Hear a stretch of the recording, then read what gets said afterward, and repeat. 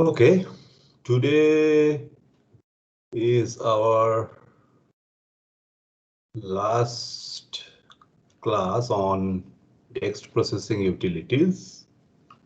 So I will introduce the last utility called AWK awk.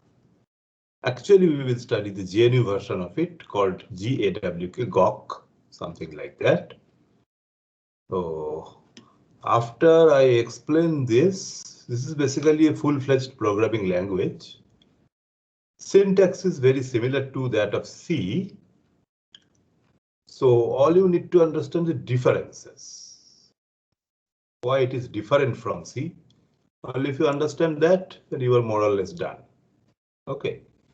And after I give you an exposure to this language, we will give you the second programming assignment, and that will be on this AWK programming, awk programming.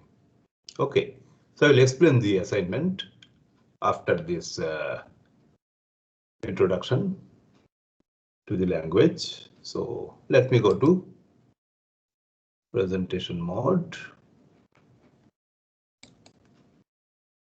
Okay, so do you see my screen? Yes, sir.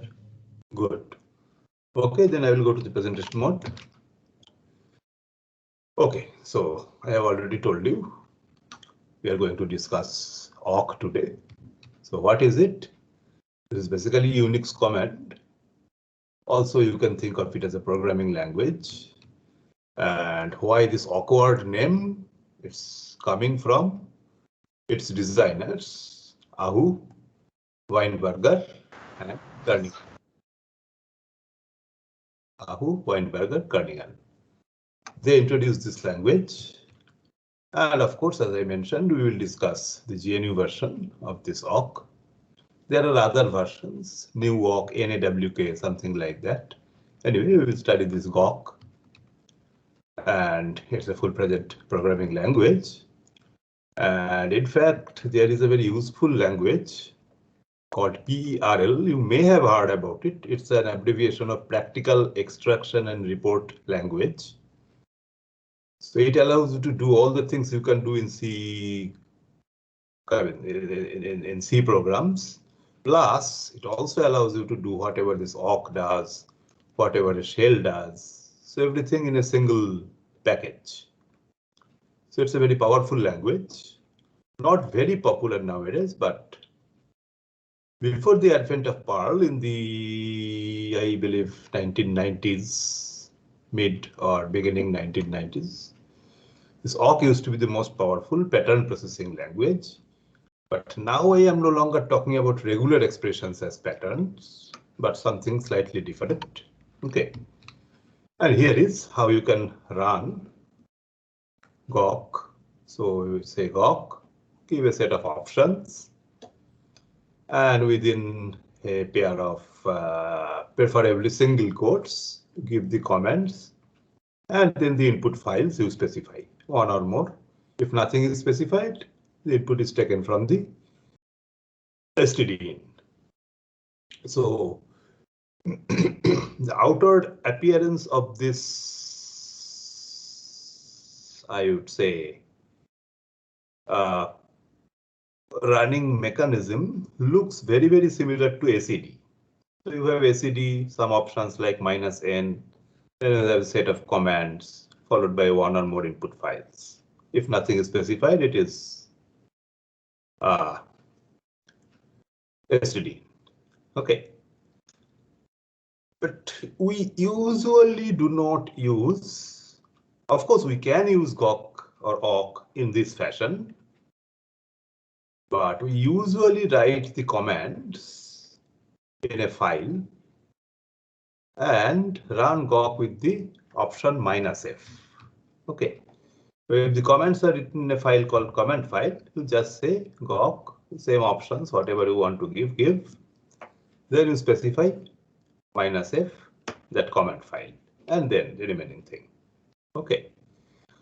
Of course, we have seen that sed can also run in the same mode. Okay. And in fact, I can convert those command files for sed to a SED or sed script by adding hashbang at the beginning line with -f. And I can also do this very similar thing for Gawk. Okay. So the point is that because there are so many things that awk can do, writing it in the command line is perhaps not a very, I would say, handy option. Okay, you may have 100 line of code, 100 line of awk code, and usually you will not specify these 100 lines of commands in the command line. Instead, you write those in a file and simply call Gawk with -f, that file name. Okay, so this is the most, I would say, preferred way of doing things. Okay, so as I mentioned, it's also pattern processing, but this pattern is for the moment not regular expressions. Of course, awk can handle regular expressions in exactly the same way. I mean exactly the same set of regular expressions, basic, also extended regular expressions.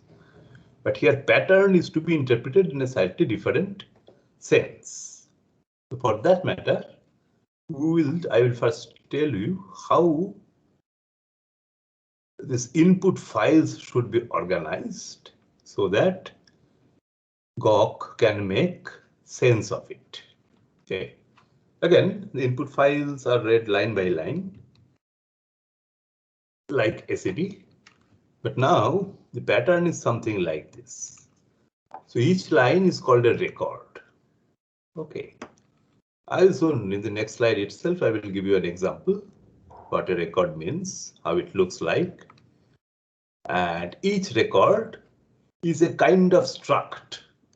Record is like a struct, and the individual component of that struct are called fields. Okay. So like struct stud, it may have several components like char, name, 100, float CGPA, things like that. Okay. So these are called fields, and the entire thing is a record. So a file is assumed to be a sequence of such records. And of course, there should be a separator for fields. The default thing is a space or a tab. Multiple spaces, multiple tabs actually count to a single separator. Okay.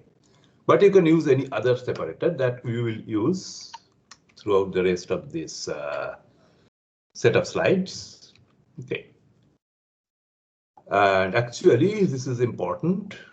If you use any non-default separator, you can tell what the separator is using the option -f followed by the separator. So I am using, or I am going to use a database file where this colon is used as a separator instead of space or tab, because my fields do contain spaces, may contain spaces.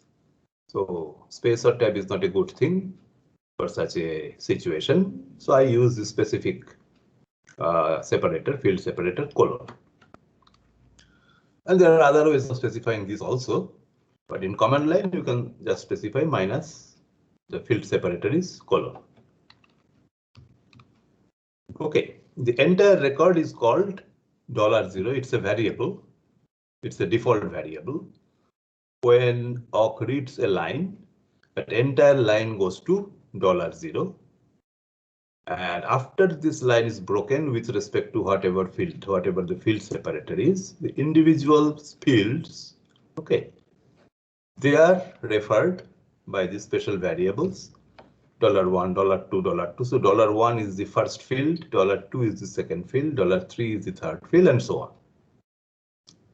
And when the when awk goes to read the next line will be stored in $0, and the fields corresponding to the next line will populate $1, $2, $3, and so on. Okay. So let us see an example. Okay. So this is a text file consisting of records pertaining to some popularly known dinosaurs. Okay. So this each line consists of 1, 2, 3, 4. This is a blank field. 5, 6, 7 fields. Okay. So the fields have the following meaning. The first field is the name of the dinosaur. The second field is the type of the dinosaur, whether it's a sauropod or theropod, and what kind of theropod, armored dinosaur. Okay, so you know these things, ceratopsian. Okay, ornithopod. There are several types. I mean, in biology, this may be called genus or something. I am not very much, I would say, comfortable with their terminology. Okay, so these are all land-living dinosaurs. Okay, the flying dinosaurs are actually not called dinosaurs. They are called pterosaurs. Okay, so they will not be listed here. Likewise, the marine reptiles, ichthyosaurs, species like that, those will not be included here. Okay, the third field is approximate known length of that animal. This is followed by the number of the weight of that. Okay. If, of course, available to us, I mean, if there is a way by which scientists could estimate the weight of that thing. For example, Albertosaurus, it's estimated that it weighs something like 1.5 tons or something like that. And then the food habit, H for herbivorous, C for carnivorous, and there will be some O somewhere, omnivorous. Okay. And this is followed by a single number like this, or a number or a range like this, indicating that Archaeopteryx fossils have been found something like 147 million years ago, whereas Albertosaurus fossils have been found dating back to 76 to 74 million years ago, something like that. And the last field is a comma-separated list of the countries where this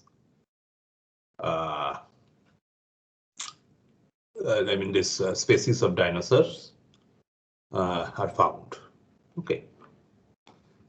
Okay, so I start with a list of some such 60 dinosaur species, maybe species or genus. I exactly do not know exact term. Okay. Yeah, so that is about dinosaurs, but we are not studying dinosaurs, we are studying auk. So let's say that it reads this line at some point of time. Okay. So so this is a record. Maybe this is 30 plus whatever. 1, 2, 3, 4, 5, 5. This is perhaps the 35th record. Okay. And then these variables $0, $1, $2, $3, they stand for this. Of course, here you can see I am using this colon as the separator. I am not going to use space as the separator because I have to use space in fields. Okay, individual fields. And $0 stores this entire line, starting from here, ending at here. First field is this. This is accessible as $1. Second field is large space theropod. This is accessible as $2. Third field is 7, accessible as this. Fourth field is basically an empty string. Fifth is this, sixth is this, and seventh is this. Okay. Okay. Fine. Sir, when we write $0, then how does it know that we are pointing to this line only? Yes. Okay, I will come to that because $0 changes from line to line. Likewise, $1, $2, $3, these things also change from line to line. Okay. So Apparently, it's a fleeting thing, right? A changing thing. It's a variable. Okay. So how to effectively process individual things? Okay. One thing is you may store these things in your custom-made arrays, or you process, do something, and then go about reading the next line. Once again, do the same thing or some other thing, and so on. We will see examples, many examples of using awk in that fashion. Okay, so maybe this is our okay.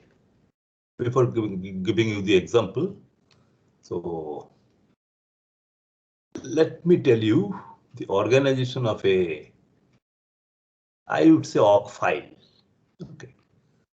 So there is an optional begin section. Okay. That is executed before any record is read. So you can do some kind of bookkeeping, some kind of initialization and all that stuff in that begin section. This is followed by reading the records one by one and performing certain actions driven by a set of patterns. And these patterns are not regular expressions. They may involve regular expressions, but they are usually logical expressions. Okay. And there is an optional end section. Okay. That is executed after all these records are read. So begin is before reading any record. Then these patterns are evaluated. If it is true, action 1 is taken on the current line. Then pattern 2 is evaluated. If it evaluates to true, then action 2 is applied on the second on the current line, and so on up to the nth patterns. Okay. And when all the lines, so you read line 1, do pattern 1, pattern 2, pattern 3 up to pattern n. Then read the second line, do pattern 1, pattern 2, pattern 3. I mean, conditionally do action 1, action 2, action 3, and so on each individual line. And when all the lines are read, the input file is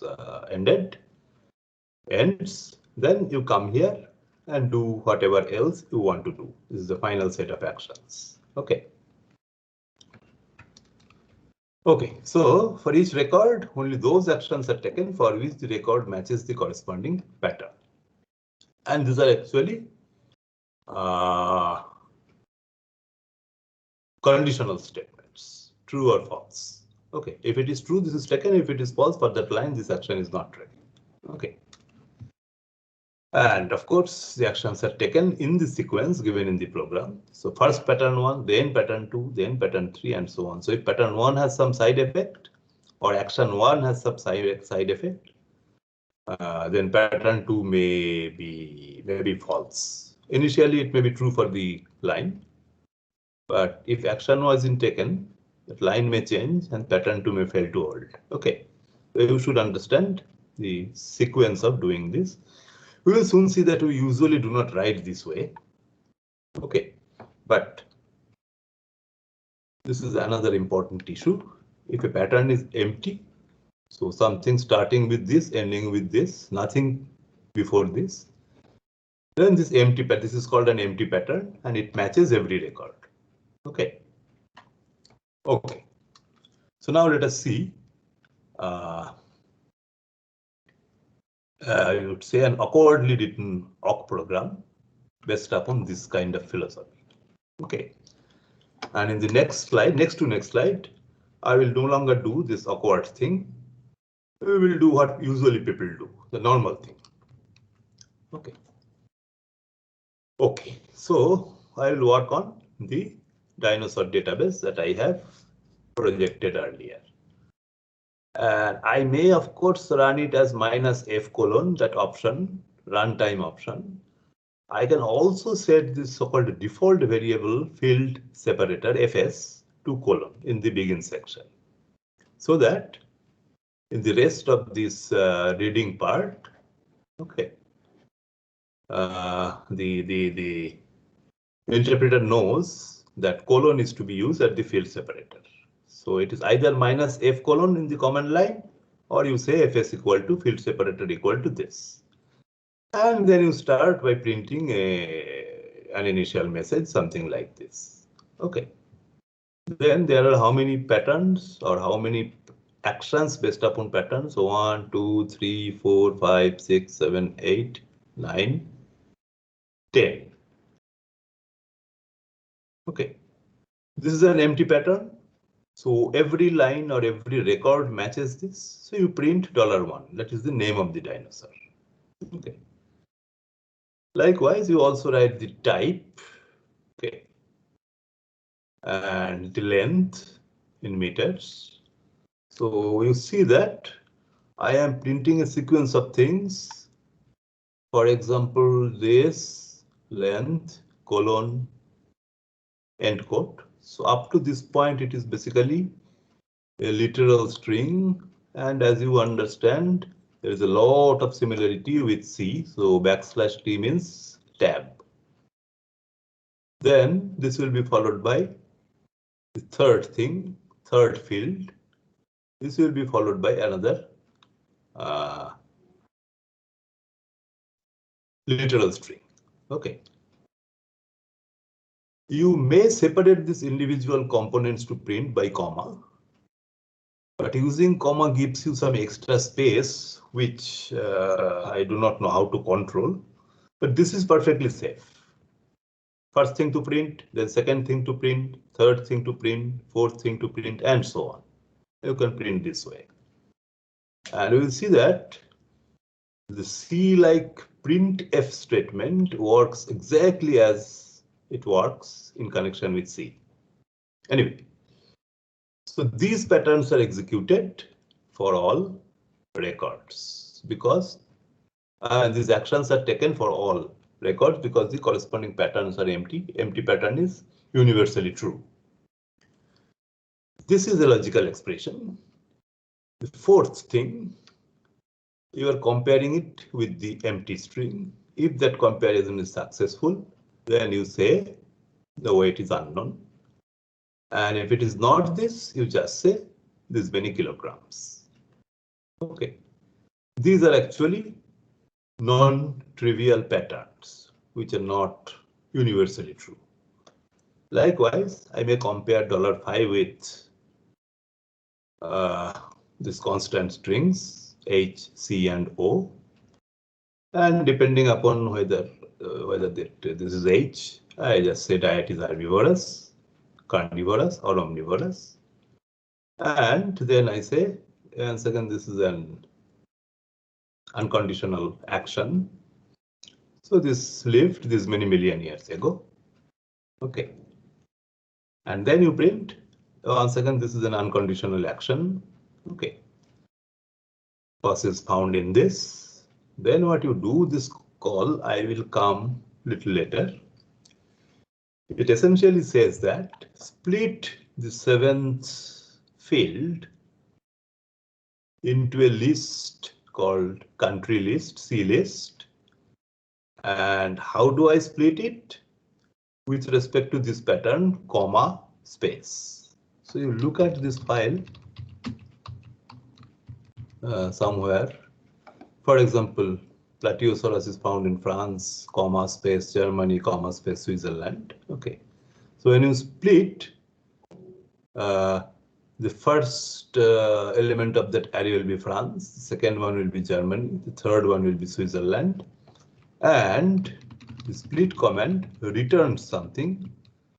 So in how many parts this country list can be broken? Basically, this is the size of the C list array. Okay.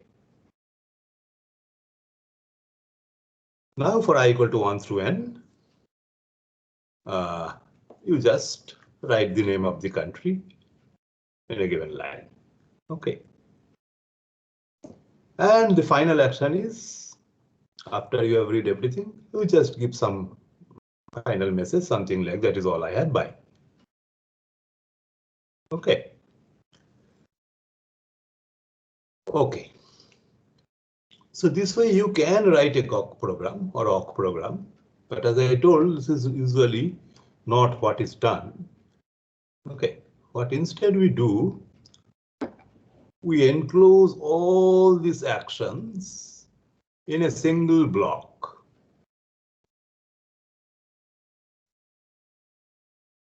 Okay, then how do I do these conditional things? This is fairly straightforward because awk supports if statements exactly as C does. Okay, so I can rewrite this in this fashion. Okay, so this is the output. Let's see.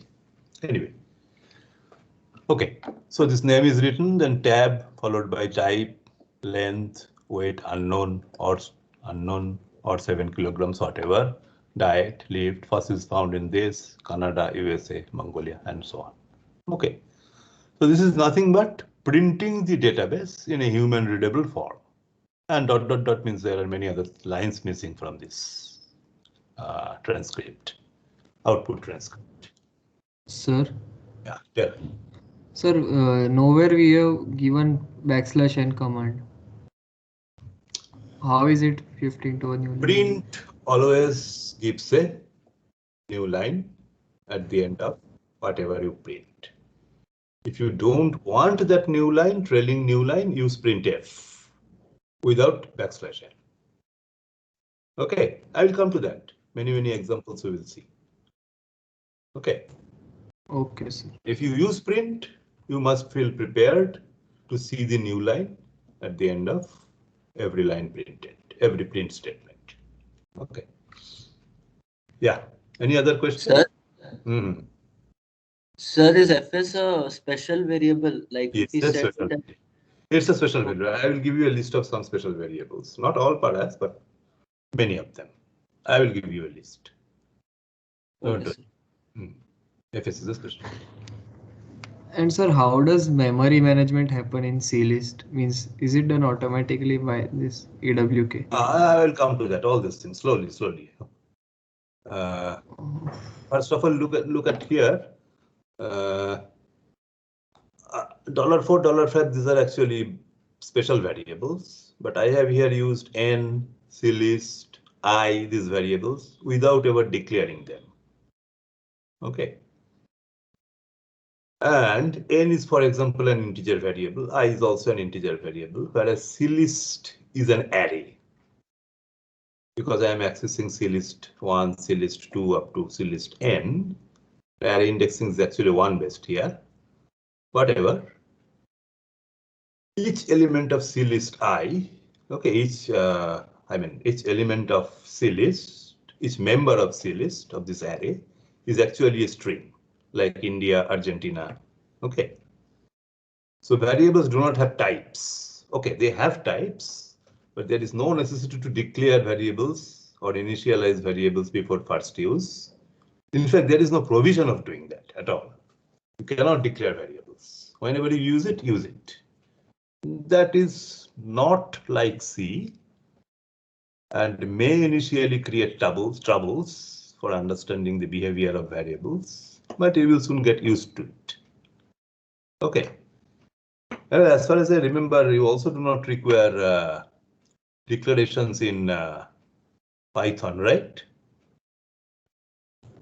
Yes, sir. No declarations are needed, and in one line you can use n as integer, in the next line you can use n as a string. Right. So if you are exposed to Python-like programming, then this will not be, a cultural shock to you. This may happen in many languages. So it happens here also. Okay, so this is the output. Okay. Then as I mentioned, we usually do not write this so many different commands. We instead encompass everything, the reading loop, inside a single, usually unconditional pattern, action. Okay. So I have enclosed everything. The begin pattern I keep, the field separator, special variable gets this value, then this reading loop. I have enclosed everything in this reading block. Okay. Print $1, this. And instead of making these different comments, I can use the if statement. If $4 is equal to this, do this. I could have used else, but here I have written this as, I would say, a direct translation of this code. Okay, I could have written if this is this, else. Okay, it exactly works as in C. Now you can see one thing, I am not terminating anything with a semicolon. So unlike C, you do not need semicolons. A new line is as good as a semicolon. Of course, you can write a semicolon here. It is not syntactically invalid. So that means this is followed by a null command. Okay, so there is no necessity for doing semicolons. And if I do not use semicolons, I have to use these things to understand this, where this conditional block is, starting or ending. If you do not include this, just put a semicolon here. So it will be a single statement block. Okay. But I would suggest that you always give this opening and closing braces. Okay. In every if block, else block, for block. Okay. And then you do the same thing. You do the split, and then for I equal to 1 through n, you print this. And the end block remains exactly as before. Okay, so this is a much more readable program than this one, right? Too many actions against too many, I would say, patterns or conditions. Okay, this looks much neater, and we do it this way. Happy? Sir, each print has to be in a new line. Yes, yes. Each print is a single line print. So you do not see that \n here. It will be done that way. Sir, I meant in the file, can we write 2 print statements in a single line? You can write, if you write multiple statements in a single line, then you have to use semicolon as a separator. Okay, sir. Okay, the semicolon is not a terminator, delimiter as in C. In order to disambiguate, you have to use semicolon as a separator if there are multiple statements in a single line. Okay, that's the rule. If there is a single statement, there is no need to terminate that what is that called? The single instruction, a single statement, there is no need to terminate that statement using semicolon, although there is no harm in doing so. Okay. Okay, so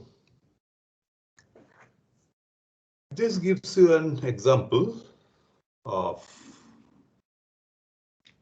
how you can do some kind of pre-processing, and then you have the basic read loop, and whatever you want to do, you do it here. In this case, it's just printing it in a human readable form, and finally you have some other things. Okay. So what if I want to do something on this data in addition to just printing? Okay. So the next few examples will concentrate on that. Okay. Okay, so filtering by pattern matching. So this pattern matching now involves a regular expression. Okay. So this is how you can do pattern matching. Okay. So in the beginning, I say the field separator is colon, and I initialize 3 variables, n Indian to 0, n large to 0, and small to 0. We will later see that this initialization is not necessary. Okay. If some variable is used for the first time, it is automatically initialized to 0. But if you want to initialize it to something else other than 0, then you have to do this initialization. Okay. So what I do here, in that country list, comma separated country list, if India matches, then I just increment the variable n Indian and store in an array the name of the corresponding dinosaur. Okay. And if the second field involves, it talks about a theropod, okay, then we find out whether it is a large theropod or not. If it is large, I increment this count in large and store the name of the dinosaur in the array LT. Otherwise, I will increment the small count and store the name of the dinosaur in the other array ST, small theropod. Okay. So this way, I process the lines one by one. In the end, I simply print these many dinosaurs found in India, and these are the names. Okay. These many large theropods are found. One by one, I list them, one in a given line. Likewise for small theropods. Okay. So let us see how the output looks like. So you run gawk -f select.awk dinosaurs.txt, 4 dinosaurs found in India. This 4. Have you seen any one of this?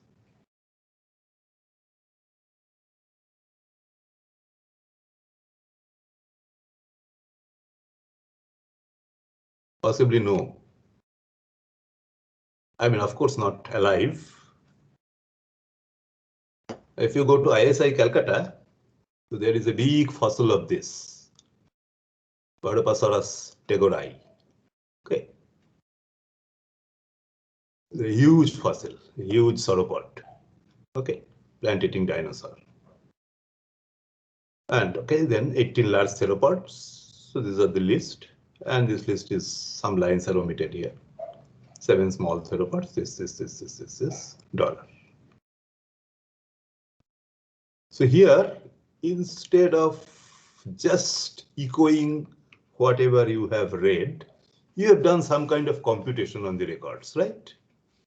You have filtered out Indian dinosaurs, large theropods, small theropods. Okay. This you can always do. Okay. After this read loop breaks, this $0, $1, $2, $3, these things no longer exist. They are no longer bound to any, I would say, value. Okay. So in order to access those things, you have to remember in your customize arrays or variables, whatever. N Indian is just a count, whereas here you are storing the corresponding $1 values. Okay, whenever this pattern matches. And here you can access this, your personal arrays, your user-defined arrays. Okay. Here, of course, $1, $2, $0, these things do not make any sense. Here also, they do not make any sense. They make sense only in this block. But whatever you want to do with them, you have to store in your private data structure and then access your own data types or data structures here. This is the philosophy. Any doubt? Sir, if any substring of $7 matches with India, it will execute that action, right? Exactly.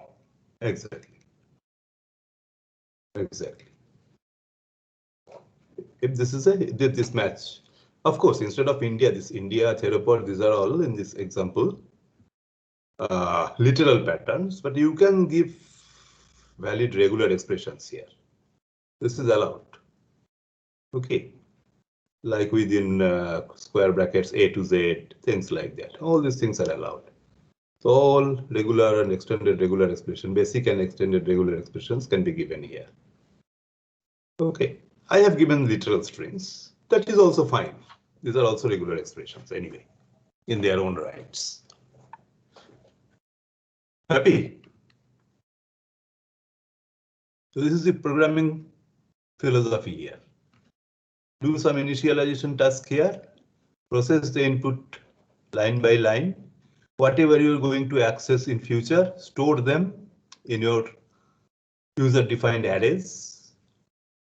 And you may or may not do some, I would say, computation here other than storing things. In the end section, basically, you do the remaining part, whatever you have read. Okay, based upon that, whatever you have read and stored, based upon that, you take some actions and do it. That is the philosophy. Yeah, tell. Instead of tilde, can we use equal to equal to? In the if statements. No, of course you can use equal to. The only problem is that, so if it is something something is found in India and Pakistan, so I have written India comma semicolon Pakistan. That will not be I would say. If you use equal to, then that will be false, right? Okay, sir. So this means if India is found in that string, then yeah, anywhere it is found in the string, then this matches. So does if Indiana is there, will it match? Yeah, it will match. But it is not India, right? Yeah, but Indiana is not a country, so this will actually not appear. Indiana is a state. Okay. Yeah, of course. In a real life program, you have to take care of that thing. Definitely. If there is a chance, then you have to rule out certain things.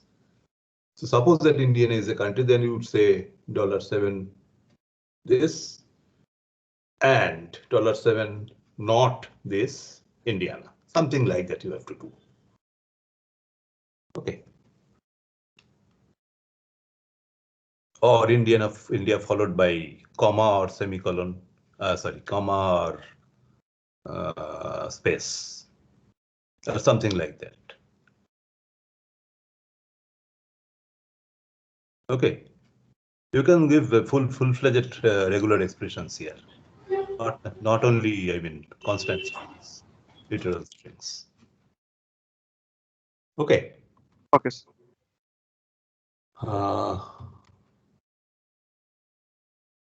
Okay, so this is the output. We have already explained.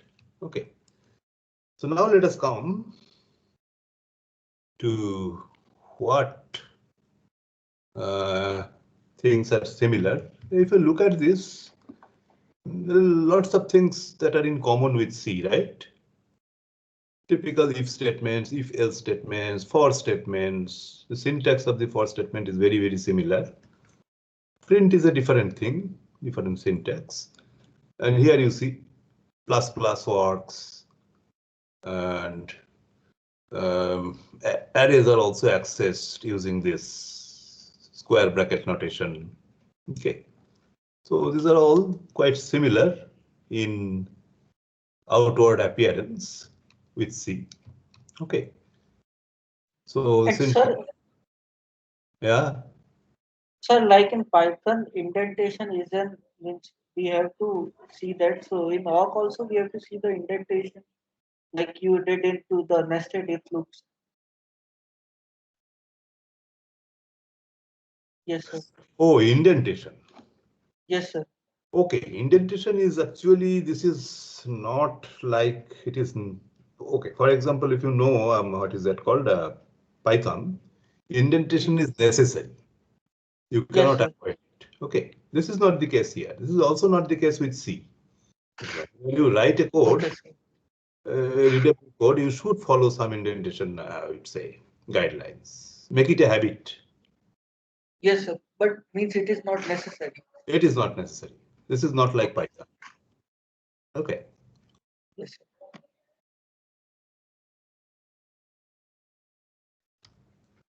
Okay, so syntax is similar. For example, you have equal to, not equal to, less than equal to, greater than, and greater than equal to.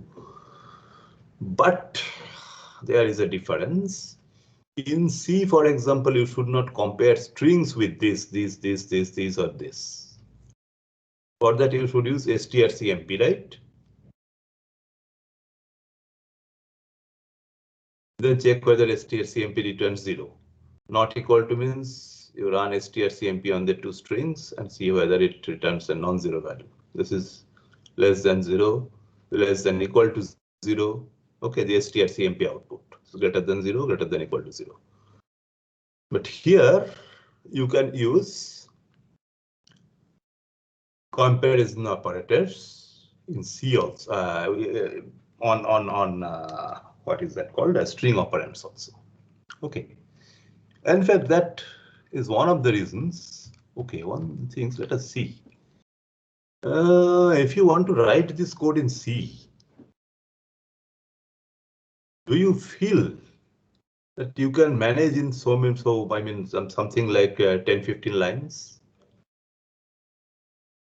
You have to handle strings, you have to do pattern matching and all that stuff.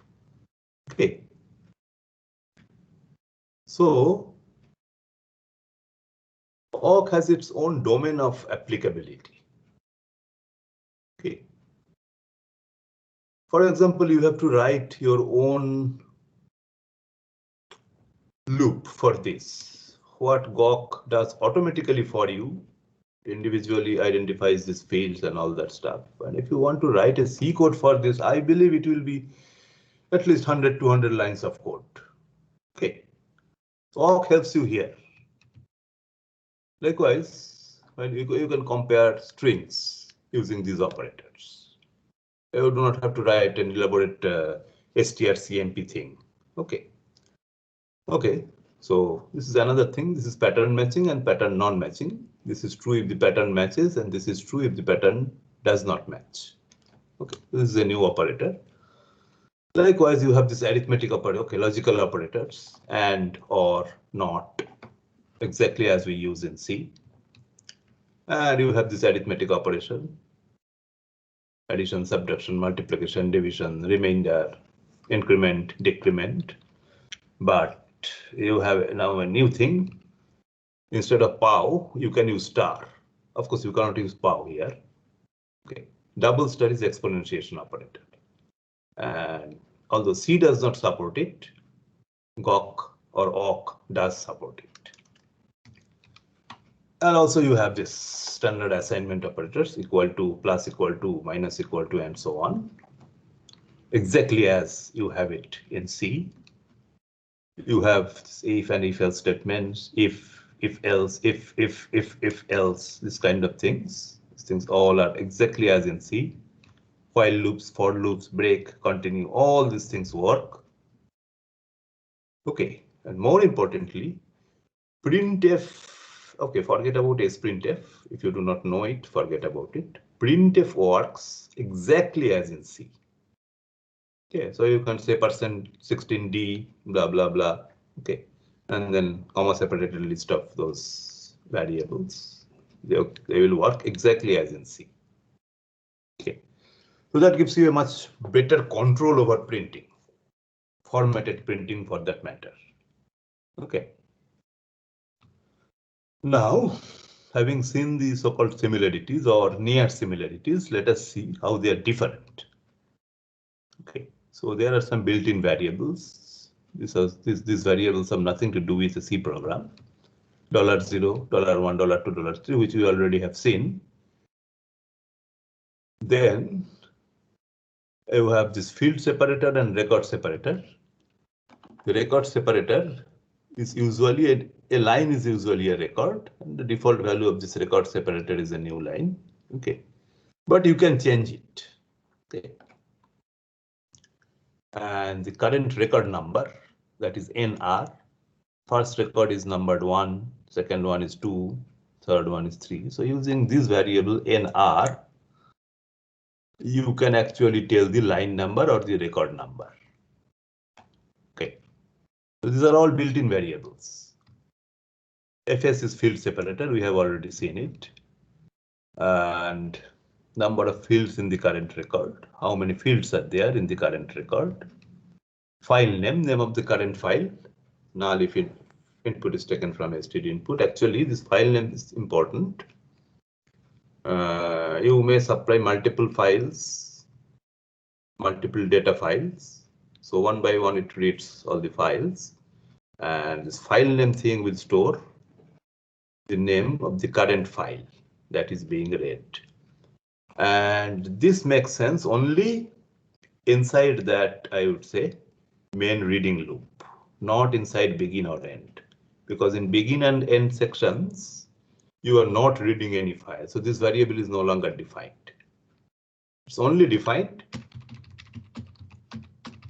here. Let's see an example. Okay, file name is defined only here, not here or here. Okay. It's similar to $1, $2, $3, $0. These are not defined here, They are defined only here. Okay.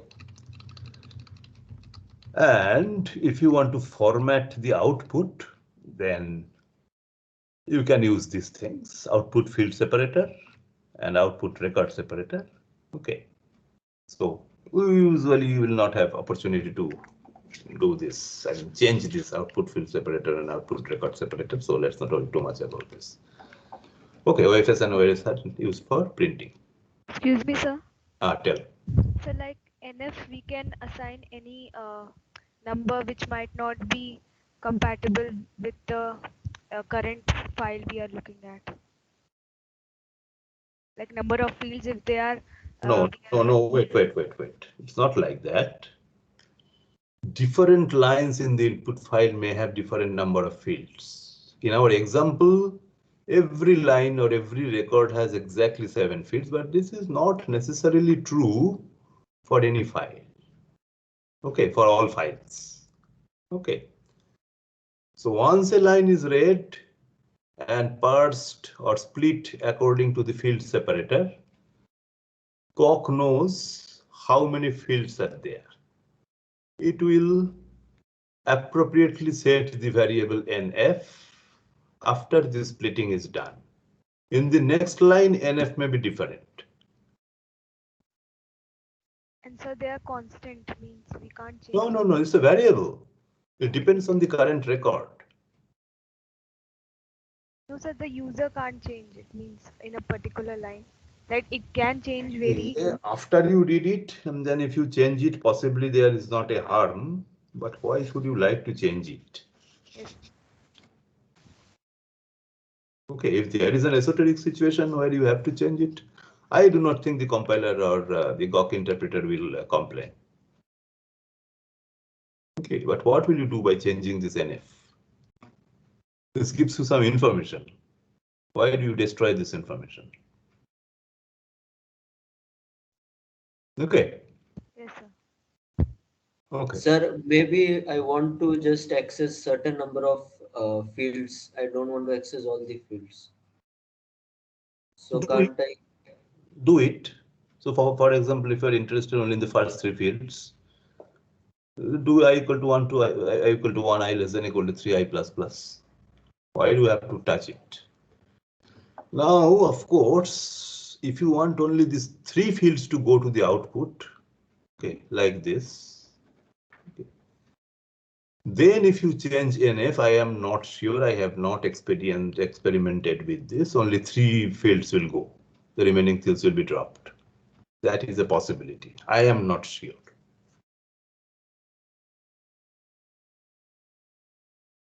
It's possible. Sir. Yeah, tell. Sir, like in the begin block, we can set the field separator, right? Mm-hmm. So like similarly to that, can't we set the file name in the begin block? Like we might be using the same code for different files. So like, can it be done like that way?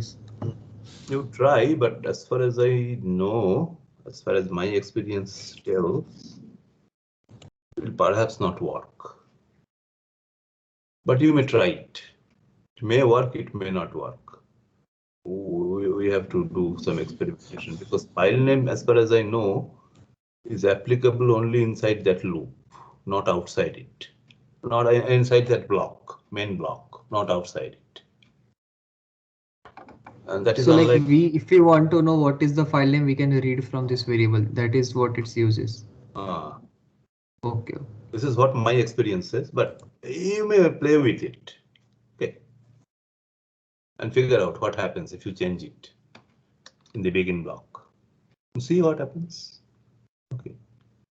It will not bite you, right? Yes, sir. Yeah. Okay. So these are the variables that do not have analogs in C. These are new things. And then what about variables and arrays? Okay, variables are not needed to be declared before use. It's not only that, there is no way of defining or declaring variables before use. Okay, like int C, int N, there is no such construct in awk. It's not only not needed, it's not possible to declare variables before use. And you do not have to initialize variables unless you are not happy with this initializing values. So numeric variables are automatically initialized to 0. But of course, if you want to initialize numeric variables to some other values, then you have to do. Otherwise, you have to be happy to know that I do not need an initialization. It's automatically initialized to 0. String variables are automatically initialized to the empty string. So unless you want to initialize your something to a non-empty string, you don't have to worry about this initialization. And variables do not have fixed types. In one line, they may mean a numeric value. In the next line, they may mean a string variable, a string value. So this may be slightly troubling to you. Okay, to start with. So strings and numbers are treated in a unified manner. And that is the problem. If a string is needed in a numerical context, for example,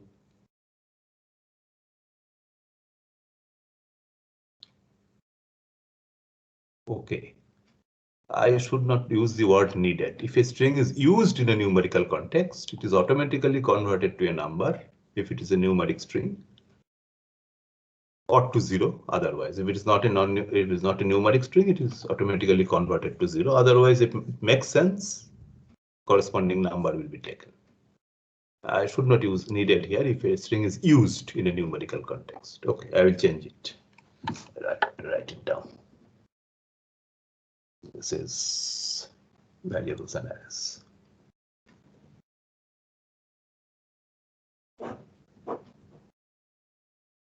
Okay.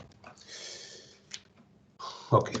Likewise, if the other thing happens, a number is automatically converted to a numeric string whenever it is needed, for example, during printing. And strings are compared with respect to lexicographic ordering. So this is a very, I would say, potent source of bug in the first codes that you write. Okay. As numbers, 9 is less than 10. Okay. But if I compare these two as strings, then lexicographically 9 will come after 10. Okay. So based upon the context, you have to know whether your variables store a string or a number. Be very careful. This is one of the most potential sources of bugs. Okay. It's very difficult to understand this. You see 9 is less than 10. This is obvious. But why is it happening this way? The answer is this. awk is comparing this as strings, not as numbers. Be very careful. Some price you have to pay, right? Because there are no fixed types. They did not be declared. They cannot be declared. You can use it, automatic initialization, but somehow you have to pay some price, right? It's here, among other things. Agree?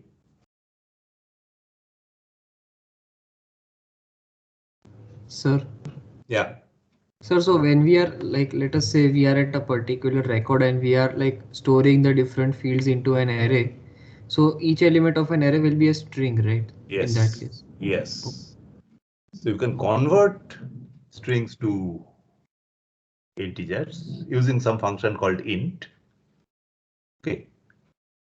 So unless you do that, until you do that, these are still strings, not numbers, even they look like numbers. Be very, very, very careful.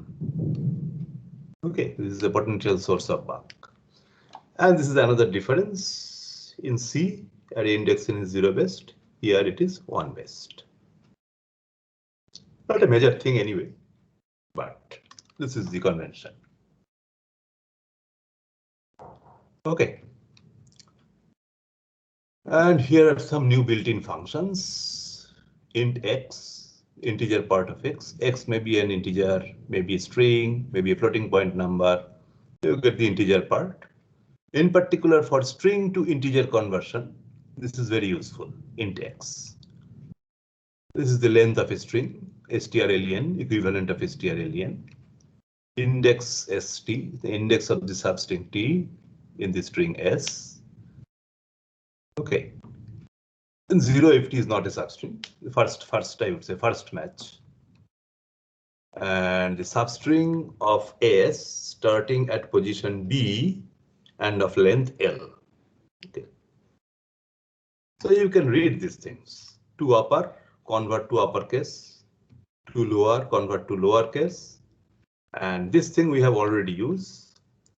Split a string s with respect to some delimiter, or I would say separator. Okay. And store the individual parts in the array A and return how many parts that string breaks into. Okay. We have already seen an example. Okay. So here is an example that uses some of this, I would say, built-in functions. And you know that the Mesozoic era is broken down into 3 parts. The oldest one is called the Triassic period, which ran over something like 252 to 201 million years ago. Jurassic period, which is the central thing, 2201 to 145. And the last Mesozoic period is the Cretaceous period, 145 to 65, which abruptly ended, possibly because of a meteor impact. Okay, so that is the most, I would say, conventional belief. Okay. So I would like to see what is the average length of these plant-eating dinosaurs, sauropod dinosaurs, in this Triassic period, in the Jurassic period, the Cretaceous period. Okay. So you go through this code. I am not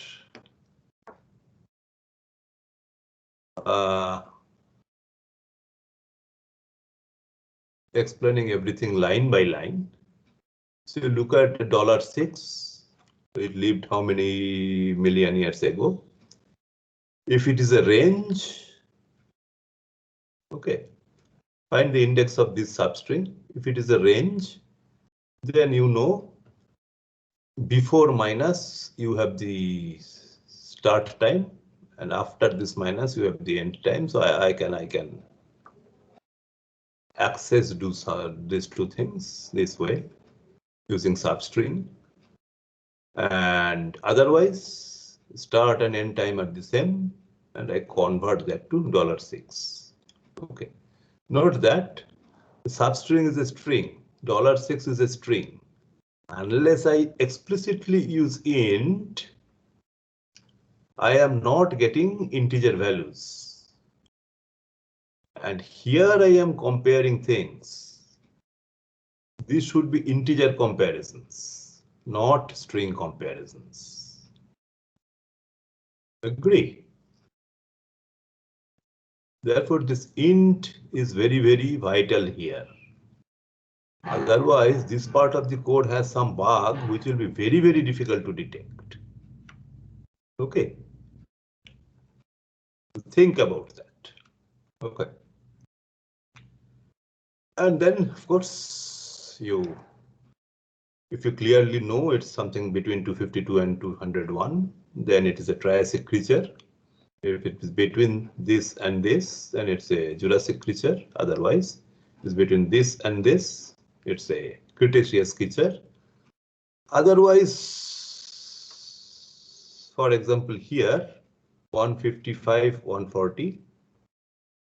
So their living time overlaps with here, Jurassic and Cretaceous period. Okay. So let us say for the moment, I will not process this. I will just give a diagnostic printf that this period cannot be determined for this dinosaur. Okay. And you see that here I have used printf with an explicit \n. This works exactly as in C. Okay. Sir, Excuse me, sir. Sir, I am saying that if we are comparing TS with 252 without code, still it will compare it as strings. That's very problematic. Be very, very careful. Okay, sir. And sir, I think I should either do a semicolon here or use this. Okay. I should use a semicolon here, or I have to separate this like this. Okay. That's possibly an error. Okay. Yeah, excuse me, tell. Yeah, tell. sir, like the sum t, we have not explicitly mentioned int. So, so is it sum t is string or?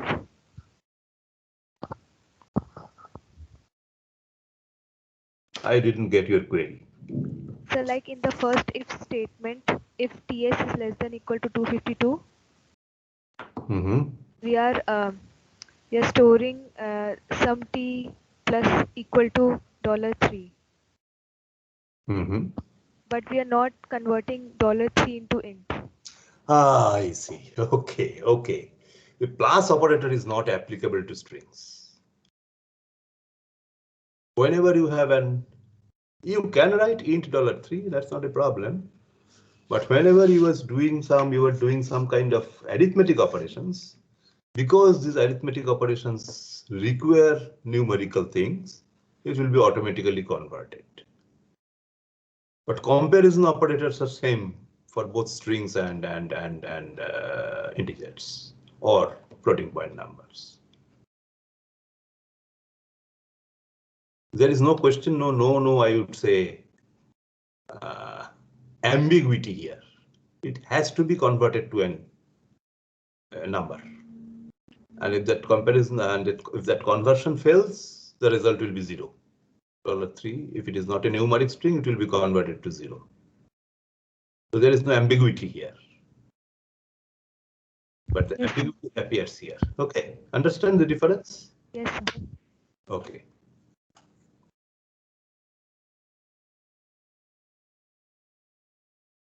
Okay, so for two people in this list, Brachiosaurus and Cotasaurus, this period is actually overlapping. Okay. Therefore, I just omitted it. They can be added to both this period. That's a little bit of more effort, more programming effort.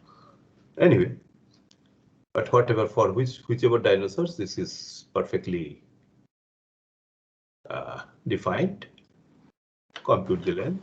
Sir, if we divide one integer by another integer, then will it give the floating point number or integer? You can see it is giving it's a floating point division. You can convert it to integer division by saying int of this. Right? Sir, but integer is not itself defined, right, sir? No. The point is that, yes, what format it stores with numbers, this is not exactly, I would say, fully specified. Maybe everything is a floating point number, or maybe no. Internally, it may differentiate between integers and doubles or floats. But This example illustrated this is basically a floating point division, not an integer division. If you want integer division, after this, you call int of this. Percent is definitely has to be the remainder does not pertain to floating point division, so it has to be integer. Right.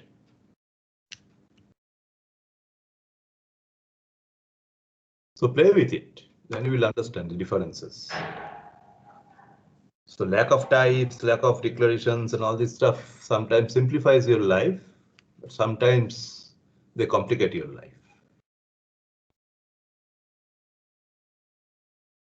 Shall I proceed?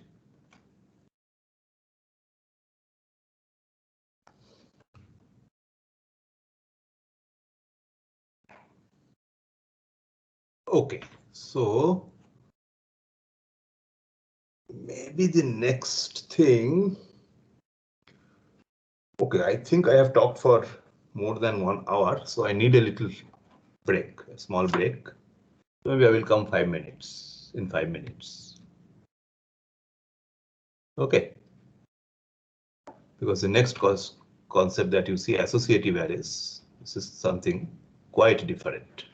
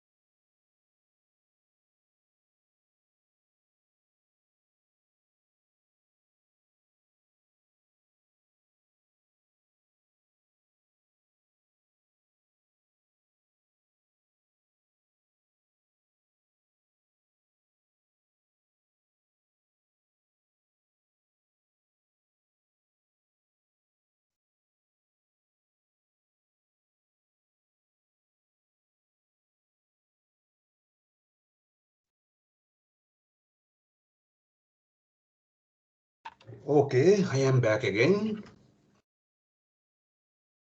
Let's go to this topic.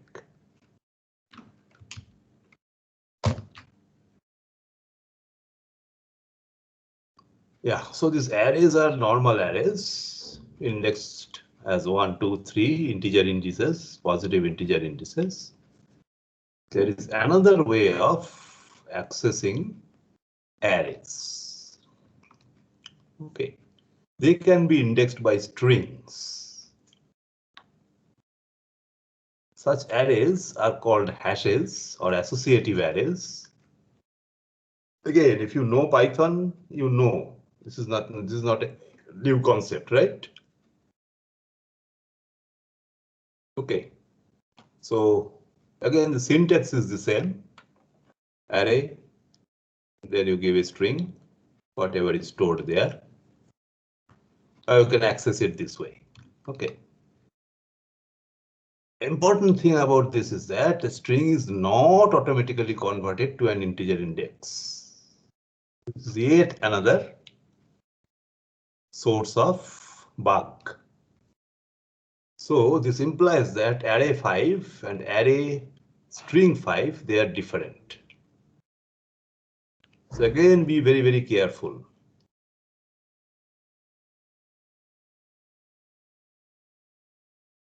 I will give you an example where I can exploit this kind of associative arrays. But first, let us understand that this and these are different. Because this is used as an array, this is used as an associative array. And you can have an array and an associative array of the same name.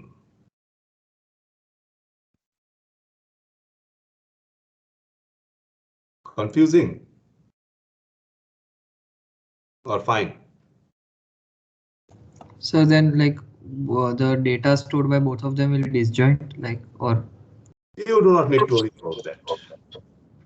How Awk manages its memory, you don't have to worry about that because Awk does not give you any control over that. You cannot manipulate it. There is nothing called malloc, free, and that kind of stuff.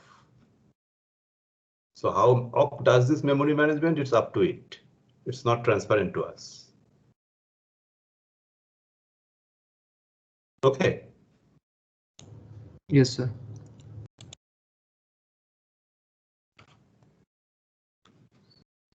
Okay. And then how do you loop over an associative array? Actually, this thing works also in non-associative arrays. For index in array, you can write this. So this is a new kind of for loop. For all string indices, which store some value in this associative array. So if I call this name, then you can access entries, write a loop. And in that loop, you can just array this name, whatever variable you supply here.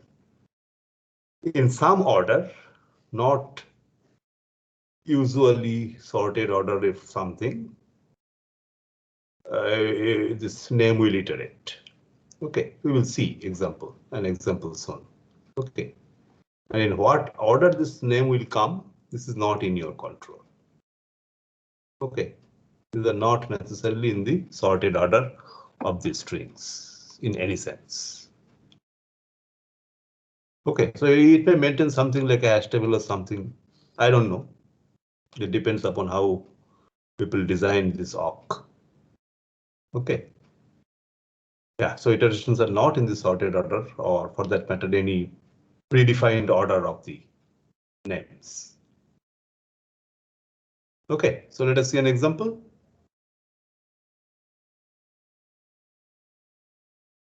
Okay. So what I want to do is country-wise listing of large theropod dinosaurs. Okay.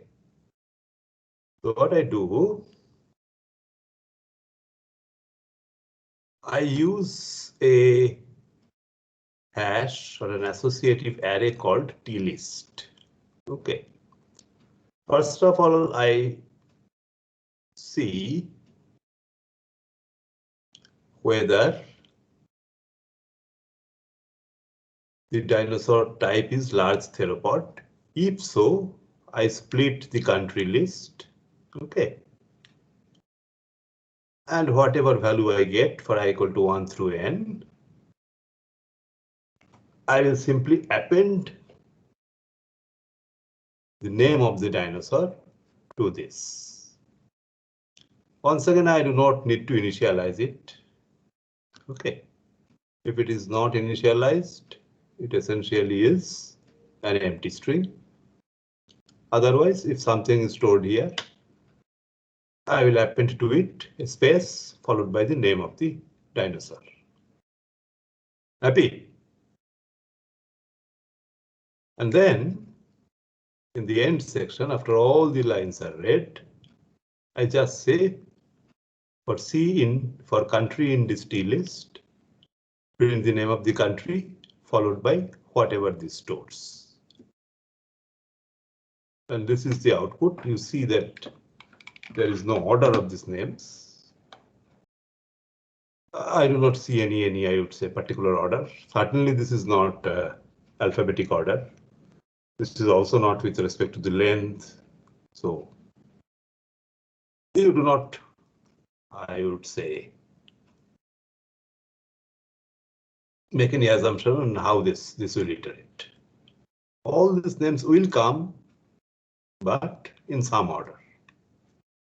And in USA, I have found this many large theropods.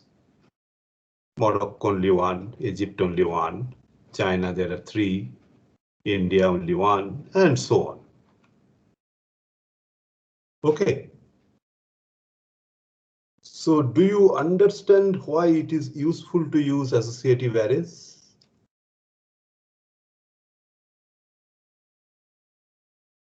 If you do not have associative arrays, of course you could write something like that in C, which does not support associative arrays. But it will be a much more complicated program, right? Yes or no? Yes, sir. Okay. That is the reason we often prefer to use this kind of scripting languages. Okay. Because your codes become much smaller. Of course, you can do exactly the similar thing in C, but that will require you to write maybe hundreds of lines of code just to incorporate this simple 1, 2, 3, 4, 5, 6, 7, 8, 9, 10, some 10 lines of awk code. Converting it to C will be a 200-line code in C, maybe, if not more. And this is the first time I'm introducing a Gawk script. So far, I have always read with the -f option. But if I read this interpreter name followed by -f as the first line and give execute permission to this file, okay, then I can simply write is ./theropod.awk. Field separator I may define here or in the begin block, wherever. Then I supply the file name.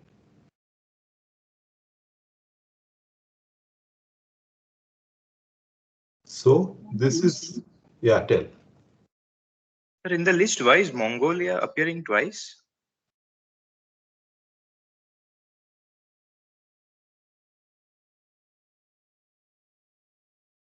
Valid question. Very valid question. Maybe there is some problem with the database.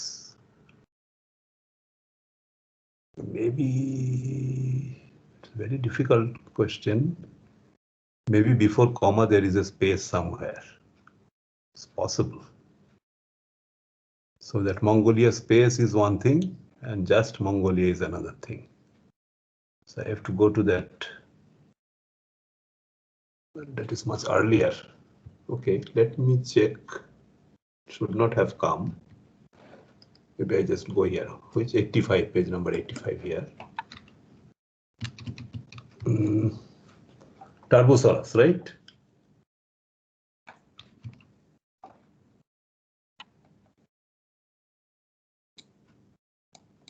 Okay, and another thing is what?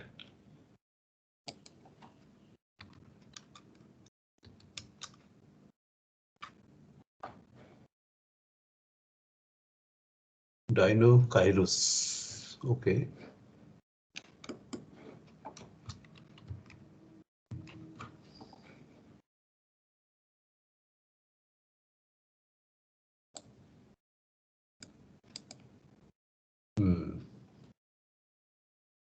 Okay, I will find out why this thing is happening.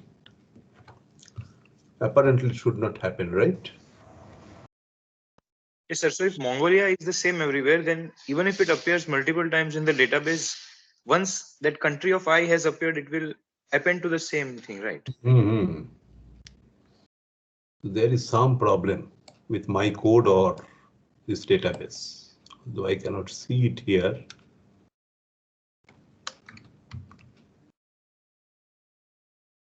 Yeah, I do not see any problem here. No spelling mistake, apparently nothing. Okay, I will figure it out. I will figure it out why this is happening. Okay. It should not have happened. Yes.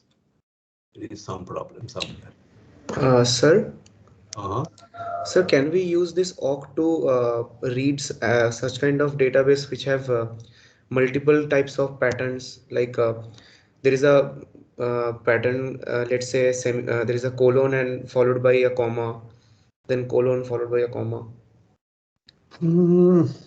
Just like what we do in JSON files. Maybe it's possible, but how to do it, you just find out from awk manuals. I do not say it's impossible. Maybe it is possible.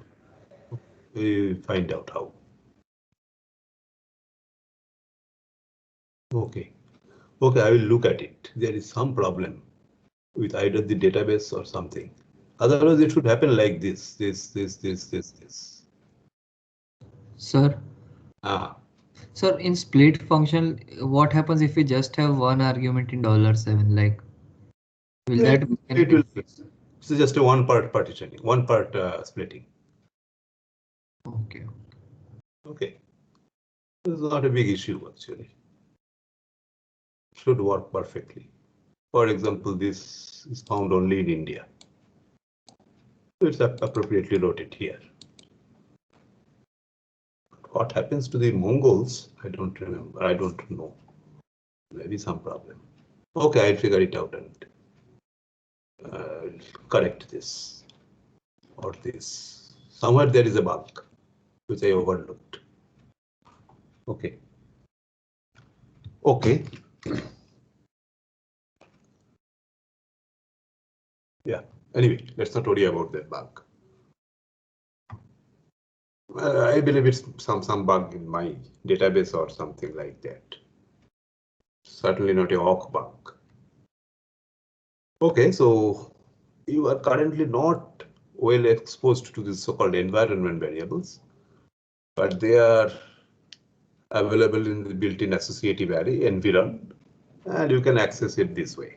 Okay, so we'll look at environment variables when we study shells. So I will come to that maybe the next week or next to next week, something like that.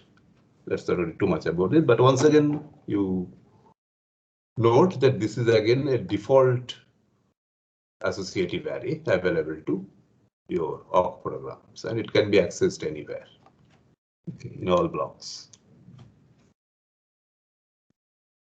This example and the next example illustrates that you do not need to have a main block. Whatever you want to do, you can do in the begin block. So there is nothing to read or nothing to do in the end. Okay. So you can use awk in this way. And if you use it in this way, you do not have to specify a file name because there is no reading involved here. Okay.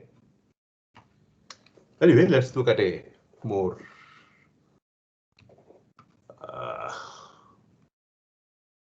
complete example. Okay.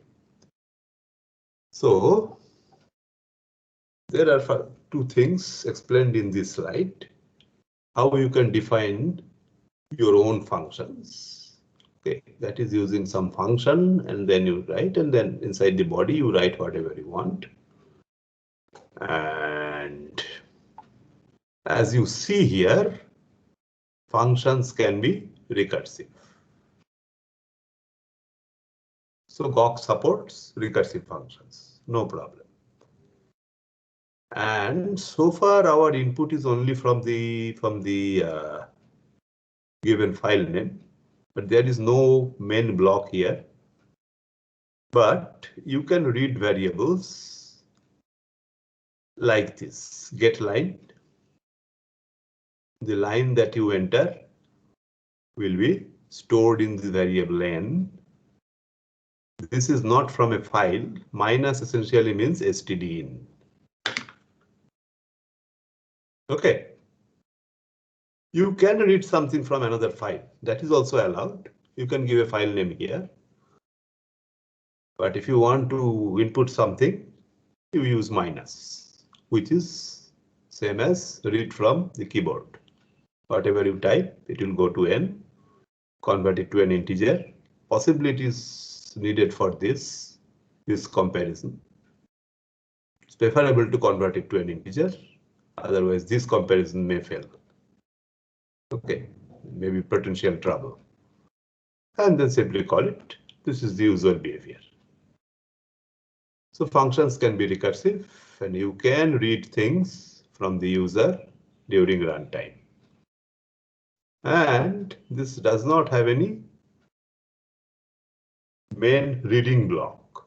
So you do not need to supply any file name here.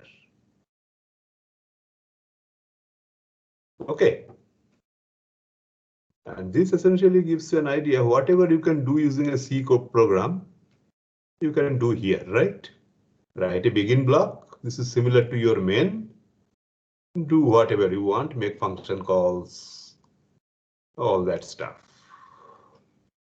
So this is basically a proof of the fact that awk can do anything that C can do.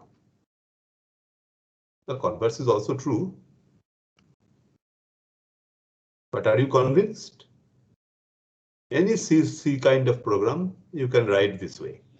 Just write the begin block, which will act as the main function of your C program, and you have user-defined functions. That's what you do in a C code, right? There is no necessity for reading any database file. Agree or not?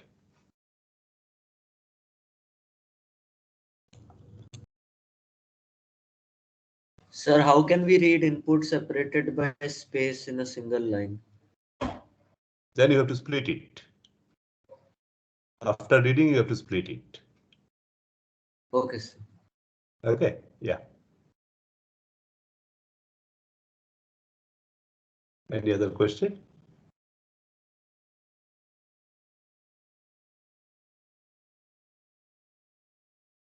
Okay. There is actually a very pertinent question. Suppose I use some variables inside a function. Are they local or are they global? The answer is given in this slide. What are the scope of variables? This is a very disturbing feature of awk. All variable used, whether inside a function or inside any block, begin block or main block, whatever, these are all global variables. There is no way you can declare any variable and in particular local variables. Okay. There is no variable declaration in awk. And in particular, these things apply to local variables.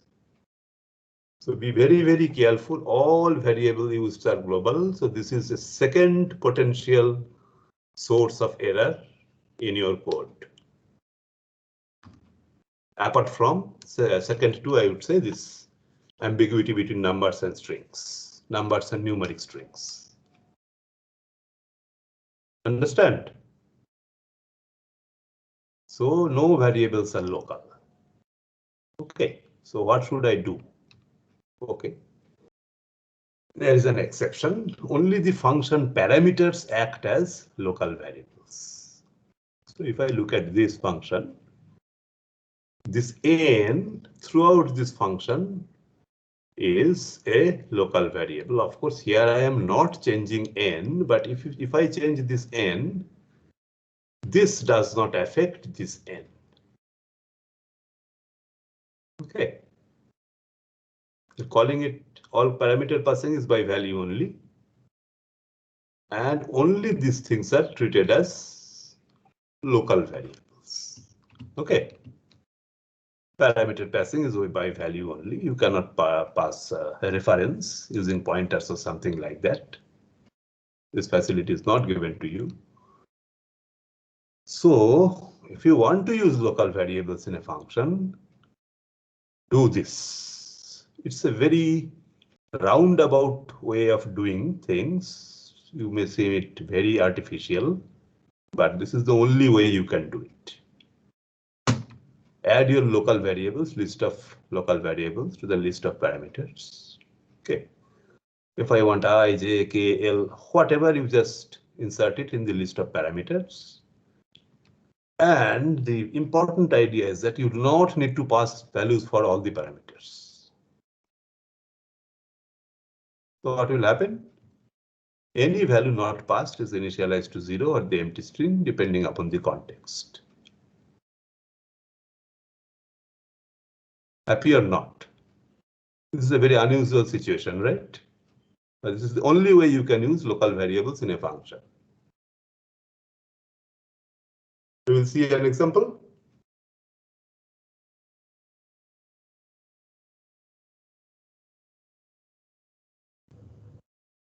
Sir, here functions don't have a specific form of return value, like it can return things, integers, strings, floating point numbers. It can return. That's not a problem. But like same function in the base case may not return anything, and like it may happen that in different cases, like if else block, if we have, then they can return different types of variables, right? Possible. Possible. Yeah.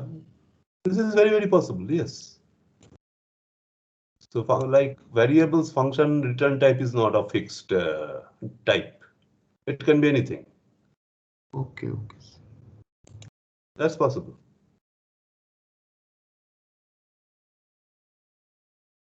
Okay, so let's see an example. Why or how I can exploit this only possibility of having local variables. Okay, first of all, this is a funny kind of program. I want to compute n square, 1 square plus 2 square plus 3 square up to n square. And we know that sum is n times n plus 1 times 2n plus 1 over 6. I could use that formula. But I will make a sum. And this odd sum, I will actually compute n square. So 1 plus 3 plus 5 up to 2n minus 1, I will compute n square and I will add that to a running sum. Okay. And if you work out the formula, you will see that the correct sum is 385 if n is 10. So 1 square plus 2 square plus 3 square up to 10 square is equal to 385. Okay. But if you run this code, the output will be printed as 162 instead of 385. Why? Because n gets a copy of the value of I. So n is treated as a local variable. In any case, I am not changing this value of n. But I am using sum inside this function, term inside this function, and I inside this function. This sum and this sum, they refer to the same variable because both are global. Likewise, this I and this I refer to the same global variable. Term I have not used in this main block, begin block. But sum and I have used, and this leads to a problem. First of all, it initializes sum to 0. It should not. Whatever the current sum is, this is again gets initialized to 0. And more important thing is what happens to I. I is 1. This is copied as n here. Here I runs from 1 to 1. Loop breaks when I becomes 2. Agree or not? So when we come back, I has already become 2. And at the end of this loop, you experience another plus plus I. So I becomes 3.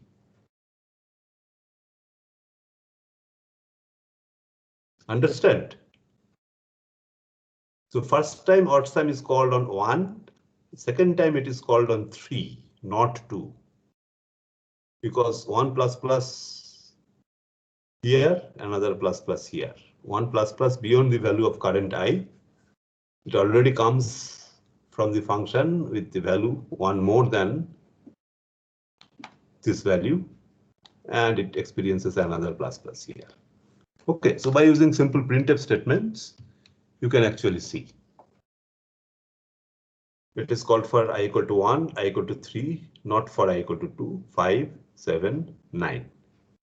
And sum is initialized to 0 here. This loop perfectly computes 9 square. Sum remains 81. And this is added to this. So 81 plus 81 is 162. That's why you see sum equal to 162 if you print it here. After this, I changes to 11, but that is less than that. 11 is not less than equal to 10, so the loop breaks. So there is a very, very problem thing. All variables are global. Do you understand? This is again a third source of potential source of bugs. Okay, be very, very careful when you write your own codes. Okay, so how do I fix this problem? Okay, so I will add I and sum in this parameters. So now I and sum I can change in any way I want. Okay, and they are now treated as local variables. And when I make the call, I will pass the value of I as n, and I am not passing any value for I and sum. So they are automatically initialized to 0. Or if they are evaluated in a string context, they will be automatically initialized to the empty string. So this is the only way you can use local variables. Understand?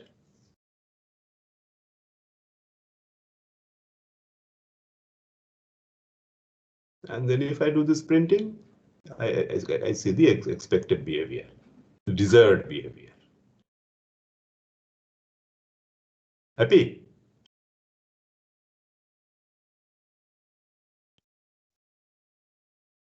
Sir, if I place I to the left of n, that should be wrong because what I pass will get stored in I. In this order.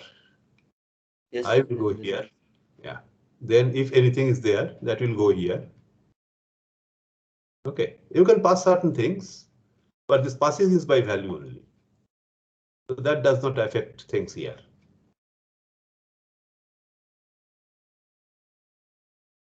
Okay. Yes, sir. Okay. Similarly, you can say comma term here if you want to use term as a local variable. Okay, but just I have not used term here. I left it a global thing.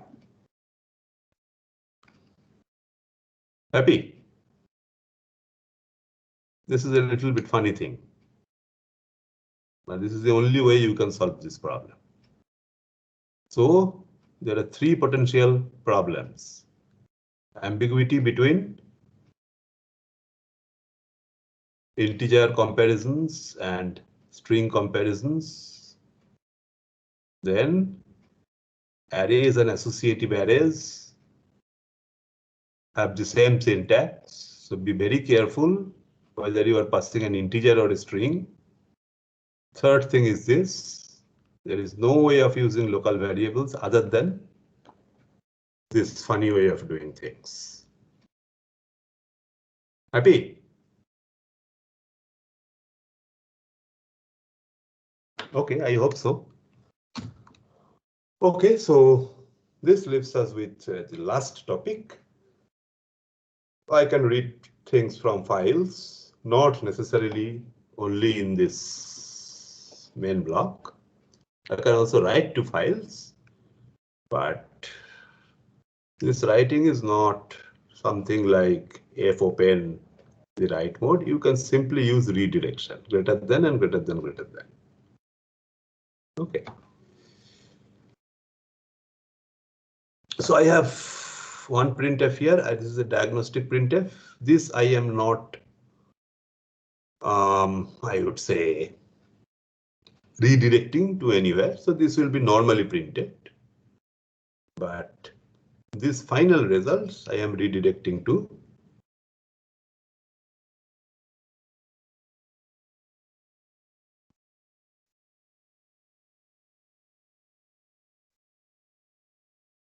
oh, I see. Okay. Okay. Okay. Okay. So I understood. Okay. Another printing mistake. Anyway, forget it. Okay. So this is how you can write to files. Greater means rewrite. Double greater than means overwrite. Sorry, overwrite. Greater means overwrite. Double greater means append. Okay. But this actually pertains to only the first call.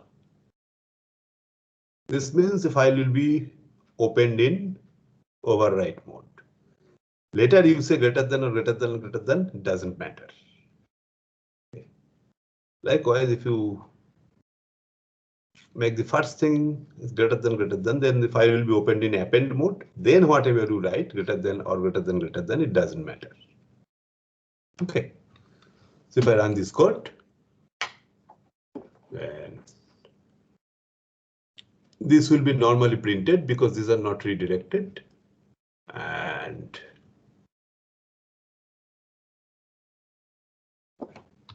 this 4 lines will go to the file avg.txt. So if I cat it, I will see these 4 lines have come here. Okay. And the points that you should note, this means overwrite, this means append. The mode is determined by the first print statement. Print or printf, they work in the same way with respect to redirection. Later you can use this greater than or greater than interchangeably. There is no distinction between this. And the output file name is to be quoted, otherwise this will be treated as a variable. Okay, so I have used avg.txt within double quotes. Yeah, that's it. Sir, Well, how is this first print statement decided with respect to a block or like? Throughout the code, wherever you are writing first. Oh, it means in the entire file, wherever you have written the. Yes, it may be in the begin block, it may be in the main line reading block, record reading block, wherever. With respect to a file or for with any file, with respect to a file. No, if you use another file, then of course, then its first redirection will determine whether it's overwrite or append. So for each file, the first instance where it appears in the code. So you must be careful.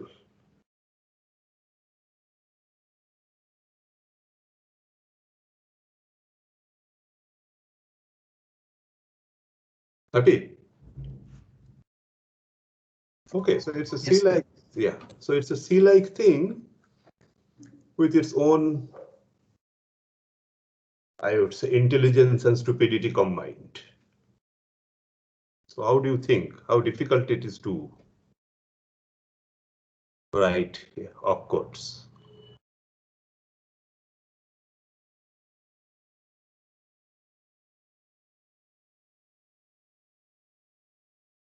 Okay, you need practice, definitely. After hearing this essentially one-way conversation, you have not got enough expertise to be a good awk programmer. You have to practice. And that is what I will explain in the next part. Your assignment, programming assignment number 2.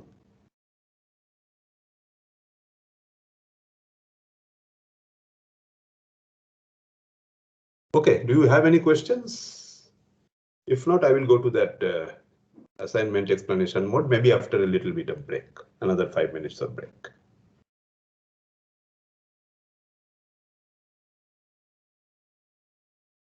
Excuse me, sir. Yeah, tell. So like earlier we used to just write the initiation part in the begin block, and the end block will contain nothing like $1 or we were just writing $1, $2 in a different block other than begin or end in the earlier examples. Mm-hmm. Then in this example we were treating begin like the main function, and hence we were writing the $1 and $2 fields there only. But so we can't write $1 and $2 in the end block. No, you cannot do that. In begin or in the begin block or in the end block, $1, $2 are not defined because no line is. So can you please move to the previous slide? I think it's not previous. Yeah, So this. Yeah. So the next one. Next one. Yes. Next one, yeah, I have used all the 3 blocks. Yes, sir. So in begin we are using $2. It's not begin. Begin block starts here and ends here. Sorry. Okay, this is just a small thing, therefore I have written it in a single.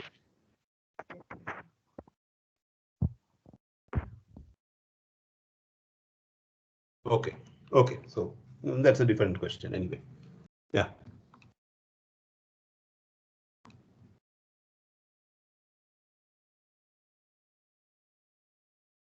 Okay, so let's have a break, then I will switch to the assignment explanation mode. And Ezzy, if you want to add something. No, nothing right now. It's a long class. But yeah, so maybe another 15-20 minutes at least I have to do. But anyway, let me explain it a little bit. But let me have my usual break.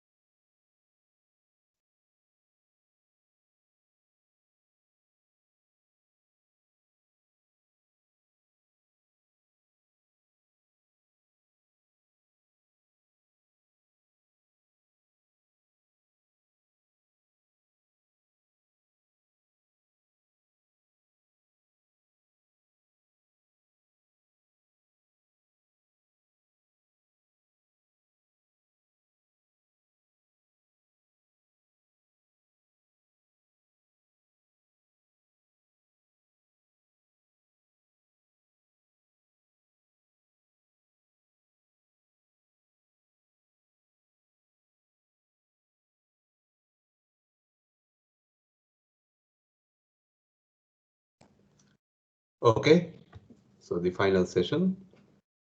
I'll switch to this. Okay, so this is a small program given to you to understand the language awk and do some fairly straightforward, I would say, programming.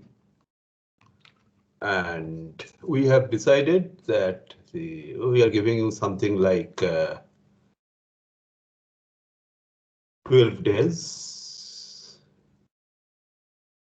And I have a running code for this. This is less than 150 lines of code, but of course, 150 lines of awk code may mean 2 to 3 or 4 times number of lines in a corresponding C code.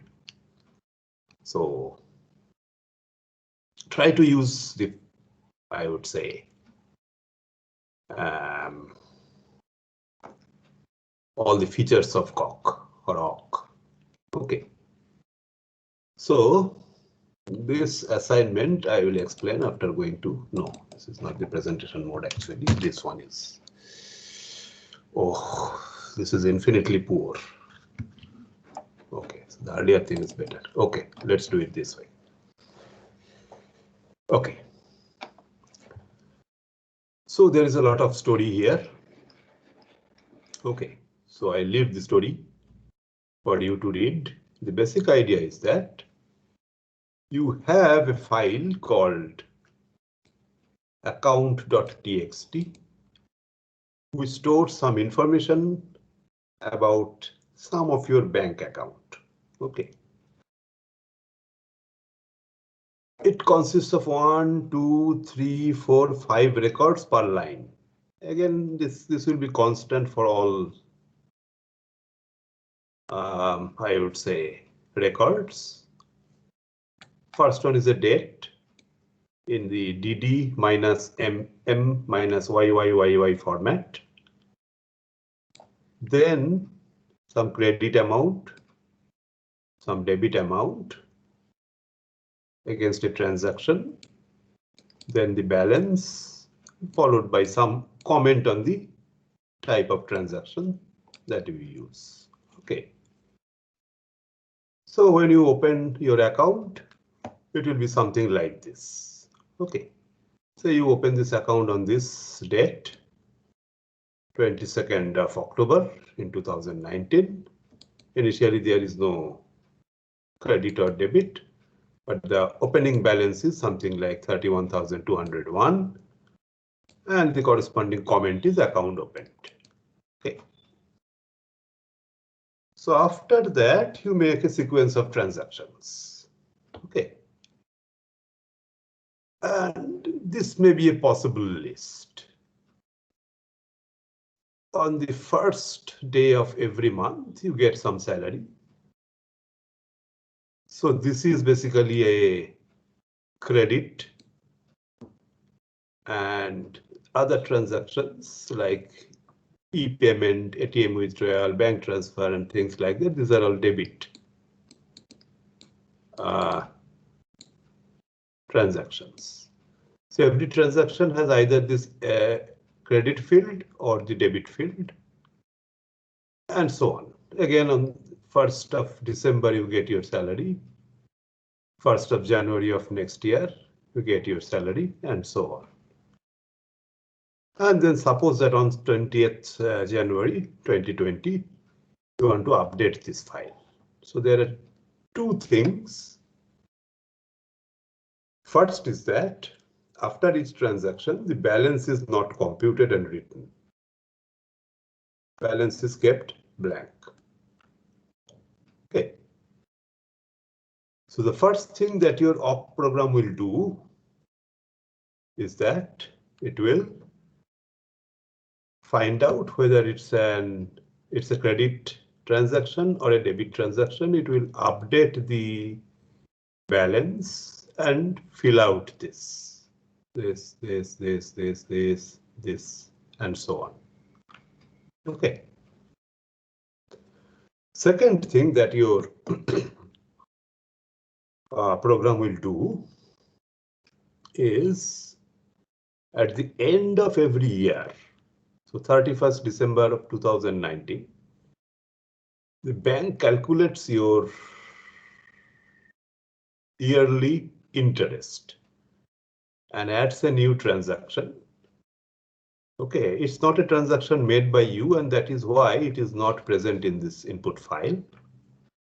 Okay. And then it appends this as a credit transaction in the appropriate place. So these are always sorted, kept sorted with respect to this date chronologically. Okay. So after you run your code, this file will be overwritten by a file with the same name, but the contents changed. What are the changes? You have computed this updated balances, filled up this field. And if there is a newhere somewhere here, then you append or you add at an appropriate place the interest that the bank pays to you as a credit transaction. This is a credit, not a debit. And this is a diagnostic message or user message. You read the story, you will understand what to write. And then your account.txt is updated to this. Okay. Then once again, suppose that you make some transactions. Up to this is updated. And then you make this transaction, this transaction, this transaction, and so on. And then maybe let's say on March 5th, after March 1, you do not make any other transaction. On March 5th, you want to update this file again. So you run your awk script once again. Then these lines will be as it is. Only the new balances will come here, and since there is no new year here, there is no need to add any what is that called, interest.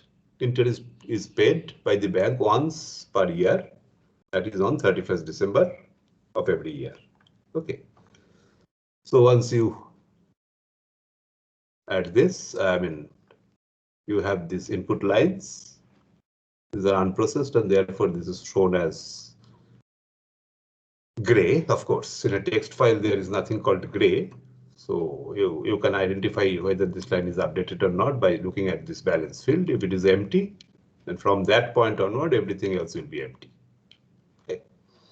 You run your Gawk script again. It will simply fill out this balance fields. And also you always keep track of whatever interest you have you reserve up to this last transaction date, up to this point. Okay, and it prints it as a message. Okay. So the idea is read the file this, which stores the transaction in the increasing sequence of dates. You don't have to do anything. You don't have to sort yourself. You assume that these are always in the increasing sequence of dates. Okay. But you do not store the date of last, updating this file, which as a story, I write it as passbook printing. Okay. So once a balance entry is located in the balance field, all the remaining input lines starting from this line have blank balance entries. So you can assume that. Okay, then you say that you find out whether there is any such line. If not, you just say no new transactions found. Otherwise, you say new transactions found. And all the new transactions you print. Okay, in a format as is shown on the next page. And you also print the interest accrued so far. Okay, that's the last user message. And you should update the account.txt file to incorporate whatever changes you make. That's the work. Okay. And whatever redirection you want, you do it here. And note that the begin block is first executed, then that main record reading block, and then I would say the end block. Okay. So account.txt is needed in the read phase, read block. So if you overwrite that file in the end block, there is no problem because you have read all the information and stored in your local variables. Okay. So I think we have explained everything that you need to complete this code in the slides. And this is a sample input. Okay. This corresponds to the second example of updating. From here onward, you have this field blank. So since there are blank balance entries, it says new transaction found. Last balance is this. This one is the last balance, 151083. And then you write like those, I would say, dinosaur example. Some, I would say, user-friendly way of printing these things. So, for example, you convert that dd minus mm minus yyyy format to something like this, US style quoting of debts. Then you say this, and the new balance is this, and interest of this year up to the last transaction is this. And you also update this so that these fields are now filled. Okay, it's filled up to this point. And then before making any further transaction, if you run this once again, your program should print no new transactions, fine, and interest of this year up to the last transaction is this. And you update this account.txt to the exactly the same version as before, because there is nothing to change. Yeah, so that is basically what you are supposed to do using these Gawk constructs. And you read it more carefully. And if you face some queries, let us know. And how to calculate interests, this is clearly explained here. The rate is constant, 5% per annum, but it is computed on a day-by-day basis. Okay. So you have to compute per day interest. So handle leap years, because a leap year has 366 days. So per day interest, slightly different from a non-leap year. Okay. Because a non-leap year has just 365 days. You can make certain assumptions like the account is opened after 2010. So it's just divisibility by 4 that matters, whether the year is a leap year or not. No further calculations. And you may also assume that in every month, there is at least one transaction. Of course, you can write a more general program. But since it is a salary account, on every month, there is at least one transaction, even if you do not do any kind of payment. You can make these simplifying assumptions. And yeah, go ahead. If you want to make any assumptions not explicitly written here, let us know whether you are permitted to do that or not.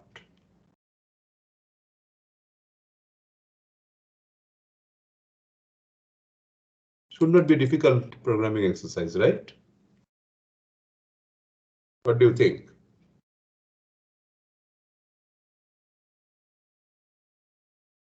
Will not know until trying. Until you try, of course. This is definitely true. But I believe I have covered everything that every ingredient that you require to code this. File input, file output, writing functions, local variables, global variables.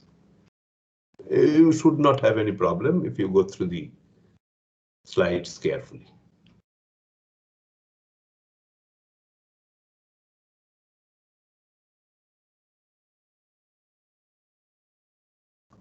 Okay, so this will be available in Moodle as a new topic. It's added, but not yet visible. I will unhide it. Go ahead, and if you have specific questions about this, let us know by email. And let us make it 20th March, the deadline, because we are planning for the third and last programming assignment, that is on shell programming. That will be posted on 22nd. Okay, that's the reason we have kept it as 20th March. Okay, so it's already a long class. If you have any immediate questions, let us know, or else let us stop.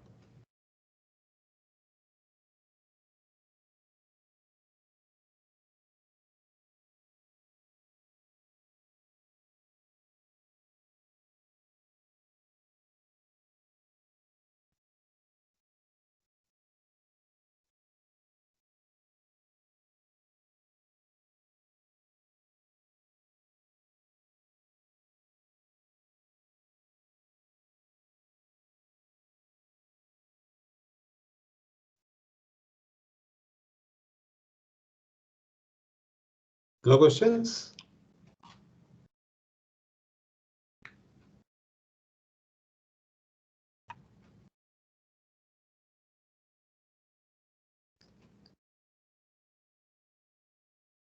Okay.